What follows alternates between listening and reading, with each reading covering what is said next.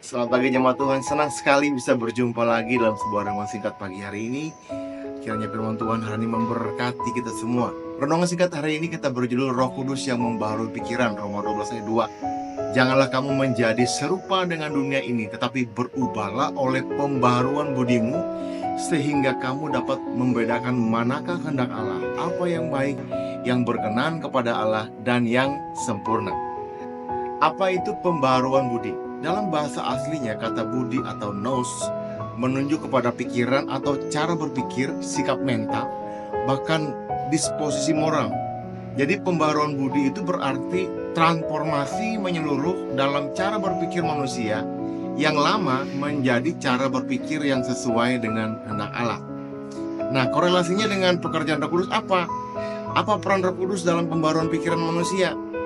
Meski Roma 12 ayat 2 tidak menyebut Roh Kudus secara eksplisit, namun dalam konteks seluruh surat Roma sangat jelas bahwa Roh Kudus adalah agen utama pembaharuan itu sendiri. Kita lihat dalam Roma 8 ayat 5-6. Mereka yang hidup menurut Roh memikirkan hal-hal dari Roh.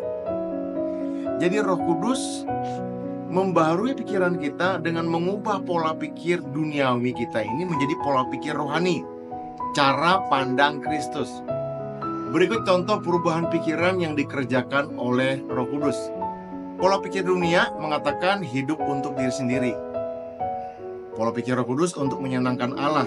Pikiran dunia pembalasan dan kebencian. Pikiran Allah pengampunan dan kasih. Pikiran dunia ukuran keberhasilan adalah materi.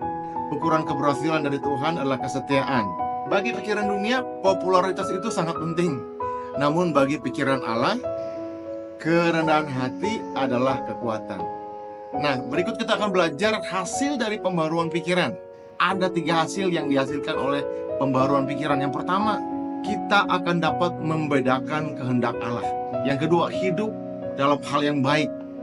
Yang ketiga, berkenan kepada Allah dan yang sempurna. Artinya, pikiran kita menjadi selaras dengan Kristus. Mampu menilai hidup bukan dengan logika dunia, tetapi dengan hikmat surgawi. Mengapa ini sangat penting, Bapak Ibu sekalian? Karena tanpa pembaharuan pikiran, kita bisa saja menjadi orang Kristen lahiriah, tetapi cara berpikir kita masih duniawi. Kita bisa saja gagal mengenali kehendak Allah dalam keputusan-keputusan dalam kehidupan kita. Atau lebih parah lagi, kita akan mengalami stagnasi secara rohani. Jemaat yang dikasihi Tuhan, Roh Kudus bukan hanya membuat kita berbahasa roh atau merasakan hadirat Tuhan, tetapi dia juga mengubah cara kita berpikir dalam keseharian kita, di kantor, di rumah, sosial media, sampai kepada sikap hati.